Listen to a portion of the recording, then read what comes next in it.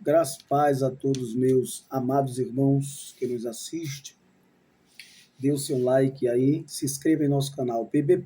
Samuel Nascimento de Melo. Estamos com mais uma EBD online, né? Quero desejar um feliz ano novo a todos os meus amados irmãos e irmãs que nos assistem pelo canal do YouTube, pb. Samuel Nascimento de Melo, canal Palavra da Vida. Meus amados irmãos, vamos estar estudando um novo trimestre, abençoador e enriquecedor. Infelizmente, não pude gravar anteriormente essa aula, mas estou gravando agora, ainda há tempo, para nossos irmãos passarem as informações para os seus alunos. Nesse trimestre vamos estudar, que é o primeiro trimestre agora do ano 2026, a Santíssima Trindade, o Deus único revelado em três pessoas eternas. Tá? E é bem interessante porque é um assunto bem complexo, mas ao mesmo tempo bíblico, e a gente precisa aprender da melhor maneira possível, porque é um assunto muito importante e doutrinário também da palavra de Deus. É uma das doutrinas da palavra de Deus, a doutrina da Trindade. Amanhã será o dia 4 de janeiro, que será daqui a pouquinho, né? E vamos estar estudando o tema, o mistério da Santíssima Trindade. Como a gente diferenciar três pessoas e, ao mesmo tempo, a pluralidade dentro de uma unidade, né? Um Deus e três pessoas distintas, mas, ao mesmo tempo, puro em essência, né? E, assim, uma só divindade. O texto áureo nos diz assim: este é o meu filho amado, em quem me comprazo. Mateus, capítulo 3, versículo 17, referindo-se ao batismo de Jesus Cristo por João. Verdade prática, a doutrina da Trindade é central à fé cristã. Um só Deus em três pessoas que coexistem, atuam harmoniosamente na obra da redenção. E aí a gente vai deixar claro aqui pelo ensino da nossa lição, da Escola Bíblica Dominical. Não vai dar tempo de ler muita coisa, de versículos e tudo mais, mas vamos tentar resumir o máximo possível. A leitura bíblica em classe, para quem não tem lição, está no livro de Mateus 3, verso 13 ao 17, tá bom? A nossa palavra-chave não poderia ser outra, é Trindade. A introdução diz: o batismo de Jesus retrata um dos momentos da revelação divina sobre a natureza trinitária de Deus. Nele, de maneira simultânea, as três pessoas, a Trindade, se manifestam. O Filho é batizado, o Espírito Santo desce em forma corpórea de uma pomba e o Pai fala dos altos céus. É um episódio que fornece uma base sólida para a doutrina da Trindade, né? Ninguém pode negar isso aqui. Nesta lição, vamos abordar o mistério da Trindade sob três aspectos: a revelação do batismo de Jesus, a distinção da unidade das pessoas divinas, há essa distinção também, e a relevância da Trindade para a fé cristã. Assim como não foi um assunto tão simples trabalhar a ideia de espírito, alma e corpo, também não é tão simples falar sobre a Trindade, explicar, à luz das Escrituras, essa doutrina de uma profundidade tão tremenda, e a gente precisa da iluminação do Espírito Santo para a nossa vida. O primeiro tópico diz a revelação trinitária no batismo de Jesus. E o primeiro subtópico do primeiro ponto diz o batismo do Filho, a obediência de Cristo, né? Ele foi obediente até a morte, e a morte de cruz. E ali ele tinha, né? A Bíblia vai dizer em Filipenses que ele se humilhou, né? Tornando-se servo. Despiu-se, né? Da sua glória, a ponto de, mesmo sendo Deus, está ali praticamente, a gente diria que em vários momentos, com a sua divindade, não deixou de ser divino, mas não usando ali o seu poderio, a sua divindade. Inclusive, a gente vai ver ali na tentação de Jesus, que o diabo incita, né? Quer dizer, transforma as pedras em pães, e ele, isso nem só de pão verá o homem, mas de toda a palavra que sai da boca de meu Pai. Não foi incentivado por uma indução do diabo. Queridos, então o batismo do Filho, a gente vai ver aqui o batismo do Filho, né, e a obediência de Cristo, né? Jesus, o Deus encarnado, o Deus que foi... Não, ele não reencarnou, ele encarnou. Diferente da doutrina do Denis Hippolyte Leon-Rivet, né, de Allan Kardec, que vai falar sobre a reencarnação das pessoas. Ele desceu às águas do Jordão para ser batizado por João Batista. E a gente vai ver que este ato, à primeira vista, pode parecer desnecessário, né? Porque até mesmo aqueles que eram batizados por João, o batismo de João servia para o quê? Para arrependimento de pecados. Né? Era uma proclamação pública de que a pessoa estava se arrependendo dos seus pecados e se convertendo a Cristo Jesus. Inclusive, assim como aconteceu aqui com Jesus, acontece conosco, quando nascemos de novo. Isso já acontece de uma maneira espiritual. Morremos, como Paulo fala em Romanos 6, com Cristo e ressuscitamos. O velho homem é sepultado nas águas do batismo e o novo homem surge novamente. Mas, para fazer isso publicamente, esse ato só acontece no batismo nas águas.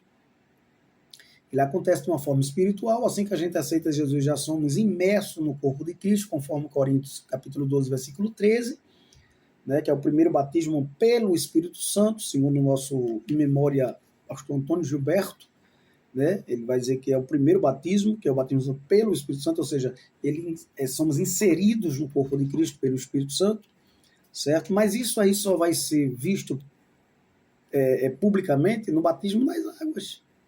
Amém?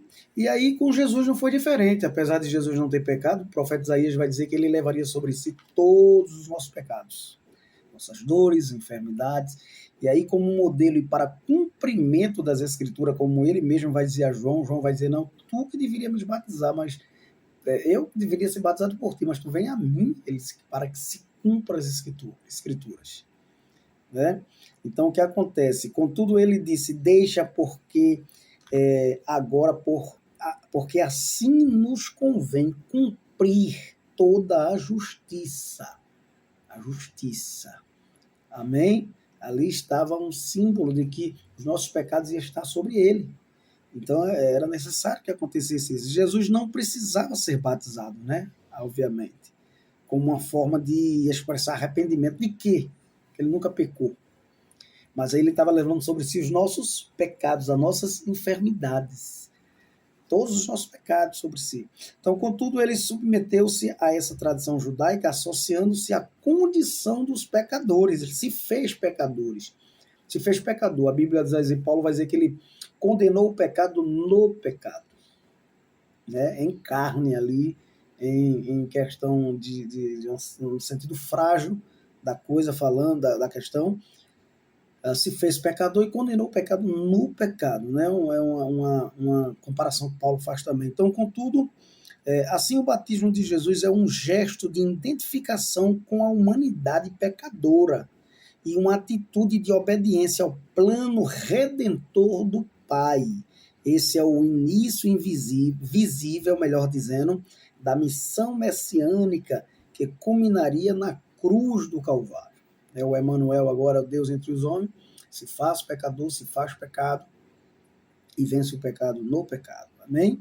Vence o pecado ali. Esse demonstra, né, um símbolo apenas de como toda a humanidade. Né? Esse é o início, né, visível dessa missão. No segundo subtópico diz a descida do Espírito e a unção para o ministério. É interessante isso aqui, porque logo após ele sair das águas, o texto vai nos revelar aqui três coisas extraordinárias. Jesus viu os céus se abrirem, né? E o Espírito Santo desceu sobre ele em uma forma corpórea, como uma pomba, né? E aí essa manifestação visível indicava ser ele o Messias prometido, o Cristo, literalmente, o ungido de Deus, aquele que Deus ungiu, capacitou para essa tarefa, tá? Então, Isaías 11:2 vai falar sobre ele, né? E 42:1. Essa unção, porém, não deve ser confundida com uma adoção do Espírito, tá? Como alguém fala por aí, uma outra corrente teológica, como se Jesus passasse a ser o Messias naquele instante. Não. Desde o ventre, Lá ele já foi fruto, obra do Espírito Santo, o menino vos nasceu, o filho se nos deu, o principado já estava sobre os seus ombros, conforme Isaías. Não é verdade? Já era o Emanuel, o Deus encarnado. Porém, ele já era o Filho de Deus, né? Desde o ventre. Descerá sobre ti o Espírito Santo, o poder do Altíssimo te envolverá, né?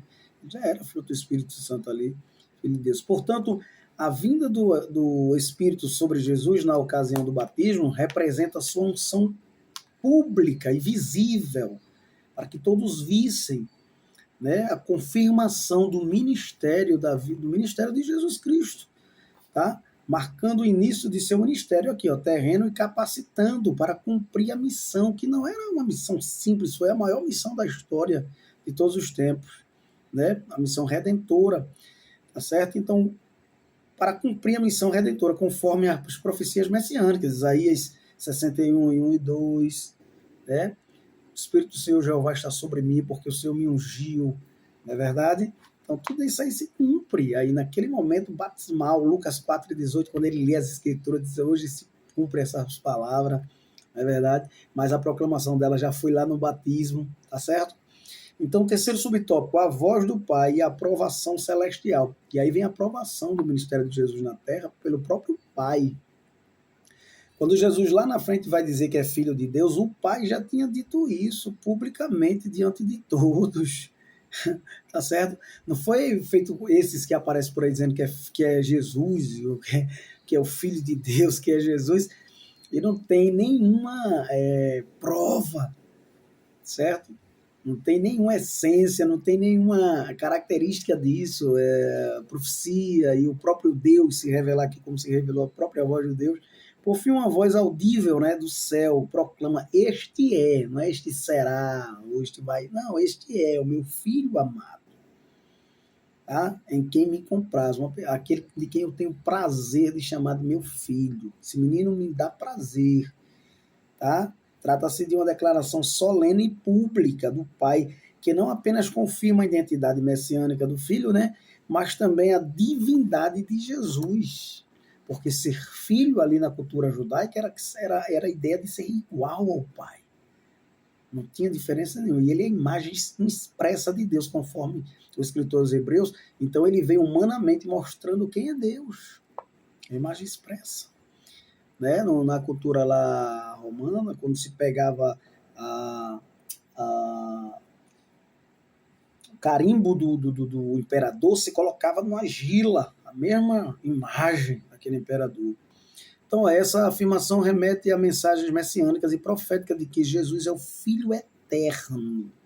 Tá? Não é um filho que foi gerado como divino, não, gerado como humano, porque é um filho eterno. Quem é eterno não é gerado, gera. Tá? O ungido de Deus, aquele que agrada plenamente ao Pai, foi do agrado do Pai. Então a voz celestial não inaugura sua filiação, ele já era filho. Tá? Mas a proclamação diante da humanidade, certo? Ele já era filho, desde que vem ali no ventre de Maria, é filho, né, de Deus, confirmando a encarnação do Verbo. Tá?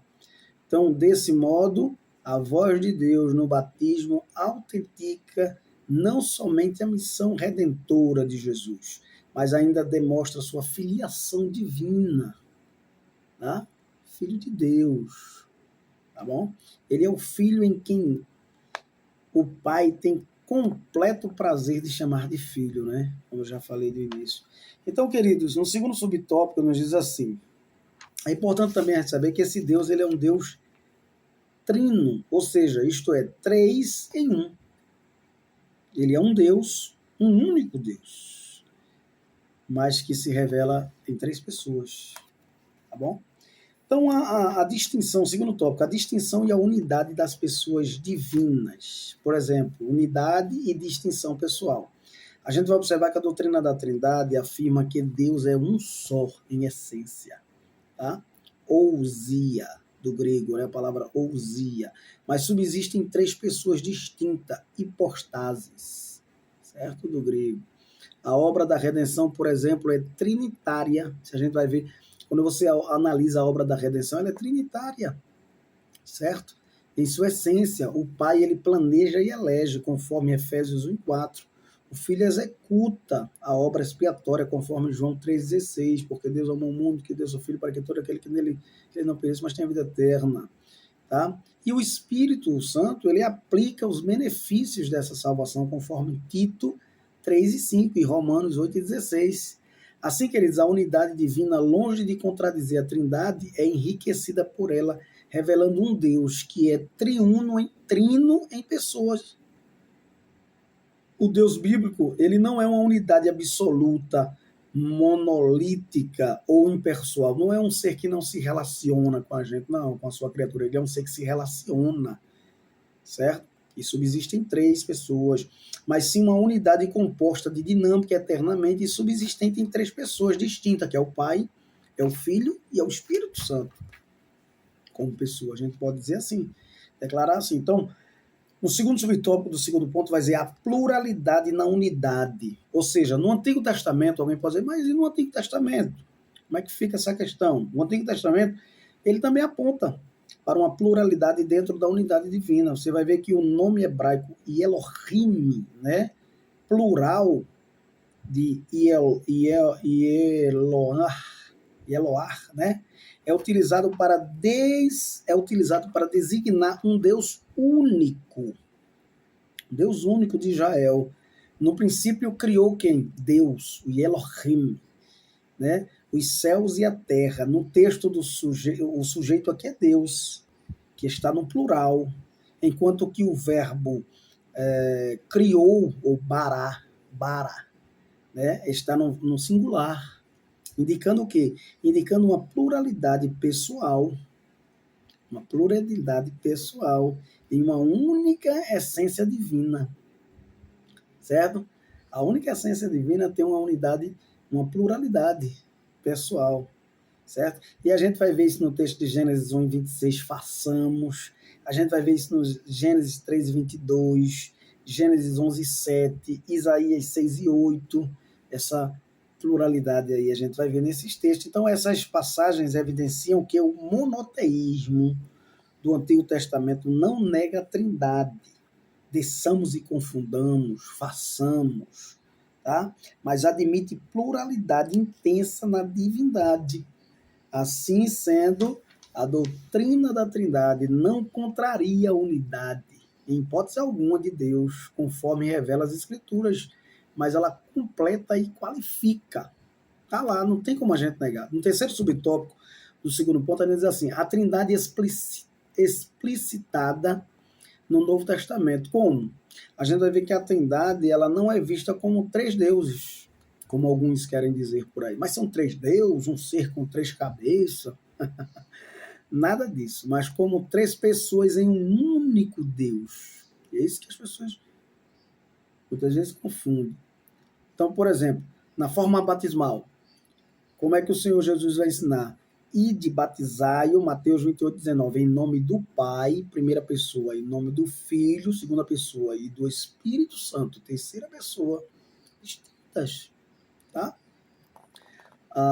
Já em o substantivo, né, do singular do nome, né, ônoma, indica uma só essência, seguida por 3 pessoas distintas. O mesmo ocorre na bênção apostólica, né? Ele vai falar que a graça, ou seja, o favor do Senhor Jesus Cristo, né? E o amor de Deus, né, que vai dar essa graça, esse favor, e a comunhão do Espírito Santo, né, que vai ligar a gente ao Pai e ao Filho, não é isso? Certo? Seja com todos. Então, esse texto associa 3 pessoas de modo equitativo. Tá bom, queridos? Então, ainda as Escrituras afirmam que fomos eleitos segundo a presciência de Deus Pai, em santificação do Espírito para a obediência e a expressão do sangue de Jesus Cristo. Está lá as 3 pessoas novamente distintas. Aqui, a participação das 3 pessoas divinas na obra da salvação é nitidamente evidenciada. E Paulo acrescenta mais. Há um só corpo e um só Espírito, um só Senhor, né? E um só Deus e Pai de todos. Então, essa tríade, né? Espírito, Senhor e Deus, Pai, ela reflete, obviamente, a estrutura trinitária da divindade clara e objetiva para nós. Já no terceiro tópico, para a gente já estar caminhando para o finalzinho, tá? Vai falar sobre a relevância da Trindade para a fé cristã. Qual é a relevância da Trindade para a fé cristã? Há uma relevância para esse assunto, essa doutrina? Há e muito, e a gente vai explicar para vocês. O primeiro subtópico do terceiro ponto vai falar desenvolvimento doutrinário da Trindade. A doutrina da Trindade não é uma elaboração tardia da fé cristã. Ela emerge das Escrituras como revelação progressiva. A teologia, ela é progressiva, ela foi crescendo, ela foi desenvolvendo, né? Do Deus vivo. A gente vai ver que sua plena compreensão foi definida nos primeiros séculos ainda da igreja, né? O Concílio de Nicéia, em 325 depois de Cristo, 325 anos depois de Cristo, proclamou que o Filho é da mesma substância, do grego homousios, do Pai, tá? Condenando a ideia de que ele fosse uma criatura exaltada, certo? E aí depois vem o concílio de Constantinopla, em 381 depois de Cristo, que completou, né, a formulação trinitária ao afirmar a divindade do Espírito Santo também. Não só do Filho, como a do Espírito Santo. Desde os primeiros séculos, estudiosos da fé cristã têm ensinado a perfeita unidade em Deus, sem confundir a identidade de cada pessoa divina, certo? Assim aprendemos que o Pai eterno e não gerado é a fonte, né? O Filho é gerado do Pai, o Filho, quando a gente fala nesse sentido aí, físico, né, lá, certo? Gerado do Pai. Gerado do Pai, e o Espírito Santo, que procede do Pai e do Filho. Então, o Filho procede do Pai, e o Espírito Santo do Pai e do Filho, certo? E assim por diante. Então, ó, desse modo, o apóstolo Paulo ensina a natureza trinitária da espiritualidade cristã. O cristão ora ao Pai por meio do Filho, no poder do Espírito Santo. No poder do Espírito Santo. No segundo subtópico do terceiro ponto, ainda nos fala sobre implicações doutrinárias. Quais são as implicações doutrinárias desse assunto aqui? Vejamos que a negação da Trindade resultou em heresias, né? E as três que a gente mais conhece delas são: a primeira, o triteísmo, né? Que é a crença em três deuses. Não, são três deuses, né? Trindade são três deuses separados, né? O Deus Pai, o Deus Filho e o Espírito Santo. Viola a unidade de Deus, pois a Bíblia revela a existência de um só Deus. Né? Quando ele vai dizer três deuses, não, a Bíblia revela a existência de um só Deus, conforme 1 Coríntios 8 e 16. Aí vem o unitarismo, que afirma que somente o Pai é Deus. Não, só o Pai é Deus, o Filho não é Deus e o Espírito não é Deus. Né? Negando a divindade de Cristo e do Espírito Santo. Quando vários textos da Bíblia vai mostrar o Filho como divino e o Espírito Santo divino, como ser divino. Contrariando as Escrituras que ensinam a divindade de todos dois, né? João 1 e 1, Atos 5 e 3 e 4, né? João 1, no princípio era o verbo era Deus, o verbo estava com Deus e o verbo se fez carne. O verbo estava com Deus e o verbo era Deus e o verbo Jesus fez carne, 1,14. Atos 5 e 3 vai dizer que o Espírito Santo é Deus, já Pedro falando para Ananias e Safira, e coloca o Espírito Santo na mesma patamar ali de Deus, um ser divino, certo? Sendo divino. Então ensinam que Deus se manifesta em três formas sucessivas, porém no batismo de Jesus está claro que as três pessoas são distintas, como a gente ensinou no primeiro tópico, e se manifestam simultaneamente, né? O Espírito Santo em forma corpórea, o Filho sendo batizado e a voz, lá está claro. Então, assim sendo o monoteísmo bíblico, que é diferente de... Pronto, mas tem uma outra modalidade antes, tem o unicismo. Primeiro eu falei o triteísmo, tem três deuses, o unitarismo, só o Pai é Deus e o Filho e o Espírito Santo não são divinos, certo? Não são da mesma essência, segundo aqui o unitarismo, e vem o unicismo, ou modalismo, que ensina que Deus se manifesta em três formas sucessivas, porém no batismo de Jesus está claro que as três pessoas são distintas e se manifestam simultaneamente, certo? Então, assim sendo, o monoteísmo bíblico ensina que há um só Deus que subsiste em três pessoas distintas. A compreensão distorcida dessa doutrina tem sérias implicações para a salvação, então é preciso ter cuidado com isso, tá? Para você não perder a salvação, porque o texto vai dizer, e a vida eterna é esta, conforme João 17,3, que conheçam a ti só por único Deus verdadeiro e a Jesus Cristo, a quem enviaste. Certo? A doutrina da Trindade é inseparável do Evangelho, pois o Deus que salva é o mesmo Deus que se revela. Então precisa ter cuidado para não estar confundindo a pessoa de Deus aí, né, a pessoa do Pai, do Filho e do Espírito Santo, e confundir com três deuses, ou com só o Pai, e aí o Filho não faz parte disso, ou, certo? Ou o unicismo mesmo, né? Que vai ter uma outra visão também, diferente do monoteísmo que a gente explicou. Então é importante a gente entender, queridos, que essa doutrina é de muita seriedade. A doutrina da Trindade é indispensável para a fé cristã, pois revela o Deus que salva e garante a integridade do Evangelho. Certo? Então, concluindo aqui a nossa lição, que Deus abençoe os irmãos em Cristo Jesus, que tenham uma boa aula, tá? Façam perguntas ao professor. O professor dê tempo para o aluno perguntar e você trazer a explicação, porque tem alguns termos aqui que é um pouco diferente, né? Como triteísmo, unitarismo, unicismo, né? Tem os unicistas também que pregam que só o Filho é Deus e aí ele já é o Pai, o Espírito e assim por diante. Eles confundem também de uma outra forma, sem trazer essa distinção das três pessoas e de um único Deus ser em essência. Então, compreender a Trindade é fundamental para manter a fidelidade doutrinária da palavra de Deus, né?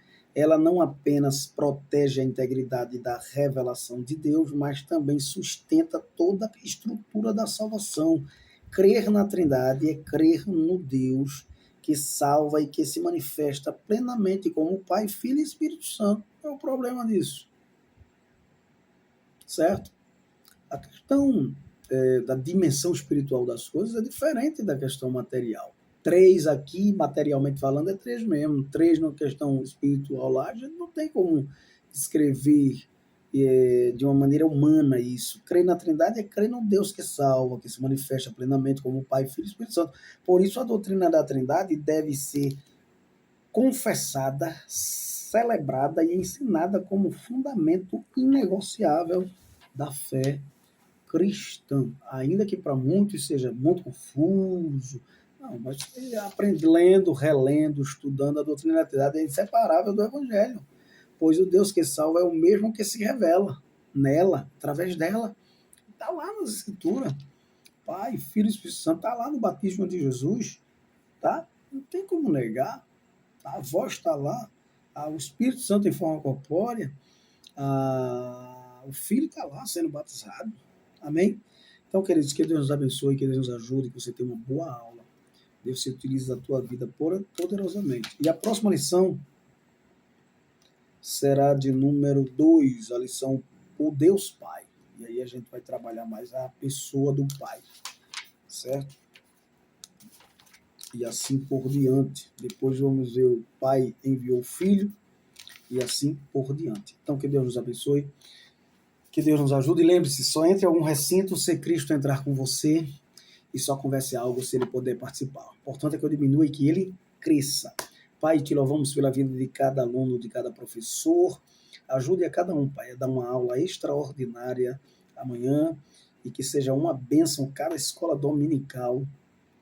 Traga, Senhor, de perto e de longe, para a glória do teu nome. Que a graça do nosso Senhor e Salvador Jesus Cristo, o amor de Deus e a comunhão, a consolação do Espírito sejam todos agora e sempre. Todos digam amém. Deus abençoe. Professor, não esqueça, deixe seu aluno fazer pergunta, não fique só falando, tagarelando na aula, não, deixe o aluno também ter oportunidade para se expressar e essa aula vai ficar muito mais importante mais impactante, mais interessante, para a glória de Deus Pai e a alegria de todos. Amém? Um forte abraço a todos, em nome de Jesus. Deus abençoe.